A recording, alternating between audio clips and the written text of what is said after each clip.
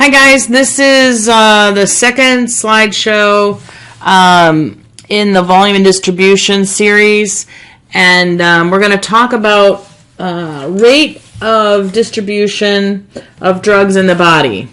So we're going to first of all talk about membrane transport. So this is going to be talking about membrane transport, and we're going to talk about, and this is a review I'm sure for you, both passive diffusion across a membrane, drug being passively diffused across a membrane, which happens in many cases.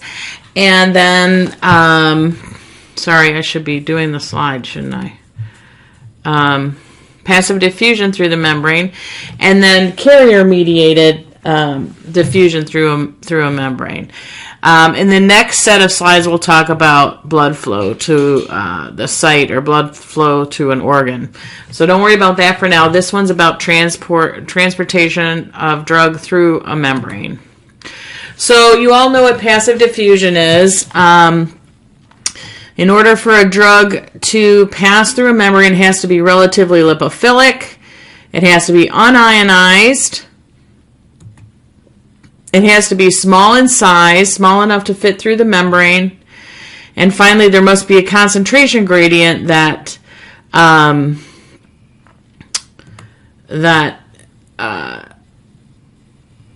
is actually the energy behind the movement or the diffusion of the drug from one side to the other. So we can see here that we have, maybe I need a different thing here.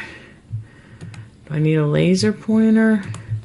Here we have smaller molecules as opposed to these, so passive diffusion would be more likely with these smaller molecules than the larger ones. There's also we need to have a concentration gradient that's going to power this movement. It has to be unionized. You see this one has a positive charge around it. We're going to assume that these are unionized. They're smaller in size, and there is a concentration gradient that would power this. So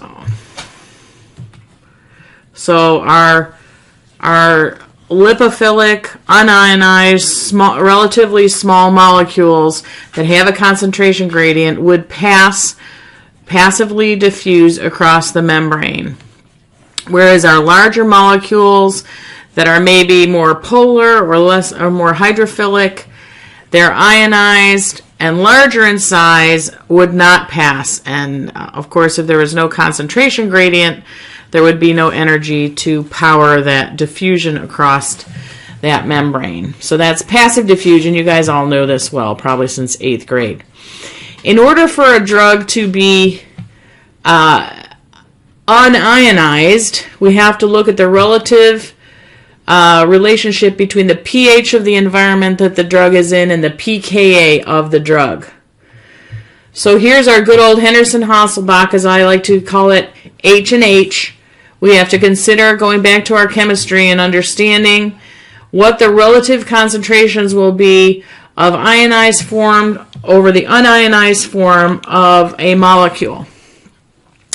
Now I'm going to show you my little trick of remembering this. So if we have a weak acid, this is the relationship, right? pH is equal to pKa plus log of the ionized concentration form over the unionized concentration form. And what I remember is with acids, as the pH goes up, I need to have a pen now, as the pH increases, so as we alkalinize the urine for a weak acid, we're going to favor the ionized form here.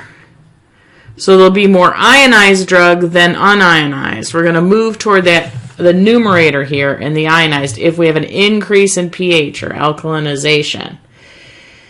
If the opposite is true, so if we have an acidification of the urine or a decrease in the pH of a weak acid, we'll see more of the drug in the unionized form.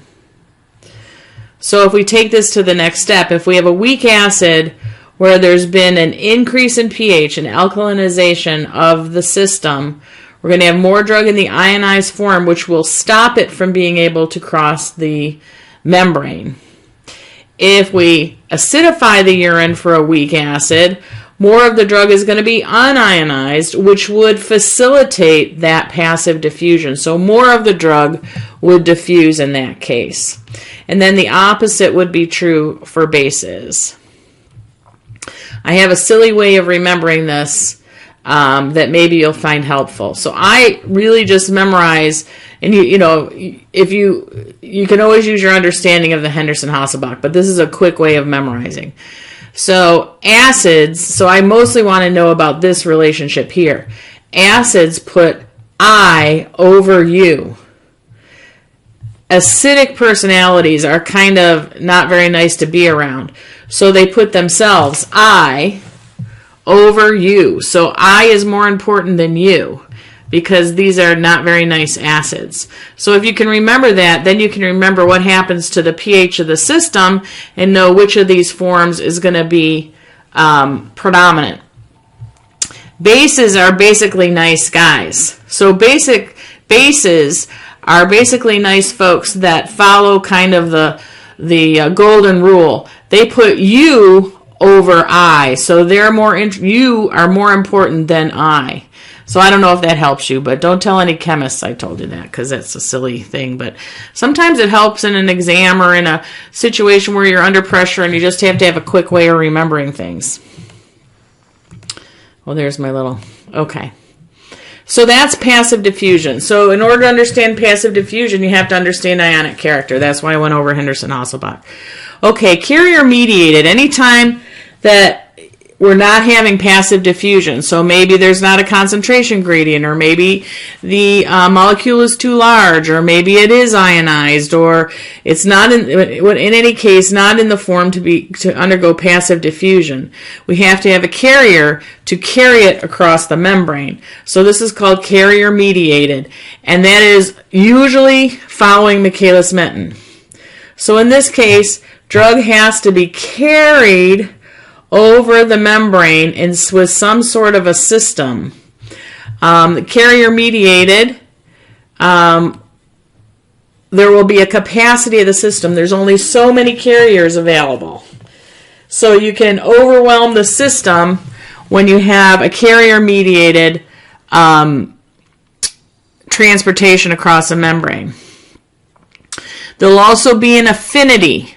So there may be love triangles that are competing for that carrier system to move the drug across the membrane. So there's only one ride across the membrane, and many drugs maybe are vying for that ride across the membrane.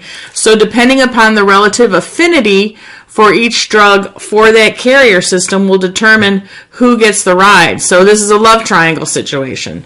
So many people vying for that particular carrier to carry them across the membrane, and this is a source of drug interactions. Finally, concentration is also a determinant of whether a drug will be carried across the membrane. And this does require energy. So it's not a passive system. It does require energy. It is a carrier-mediated, energy-requiring membrane transport, and it usually follows good old Michaelis-Menten or M&M. So we have M&M and H&H that we have to remember from our basic maybe biochem or from 8th grade science, but maybe it's after 8th grade. I don't know. Anyway, so the rate of a reaction, what Michaelis-Menten says is that the rate of reaction is dependent upon Vmax, which is the maximum velocity at which the reaction can occur. Vmax is dependent upon the capacity of the system. Let's see if I can write with this. I'm going to just say capacity. Capacity of the system. And then, of course, we said the concentration is also a determinant. And then what's Km stand for? Km is the Michaelis-Menten constant, remember? And what's the Michaelis-Menten constant? It's the concentration. So it's a concentration where you've reached half of V max. So this is a measure of affinity, isn't it?